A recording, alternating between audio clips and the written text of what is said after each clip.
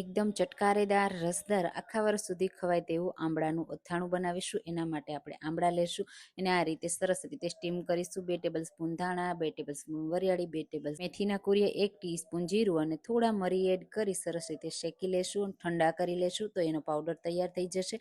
આંબળા પણ સરસ એવા બફાઈ ગયા છે તો ઠંડા કરી આ રીતે અલગ કરી લેશું। એના ઠળિયા અને એના જે બી હોય ને એને અલગ કરી દેવાના।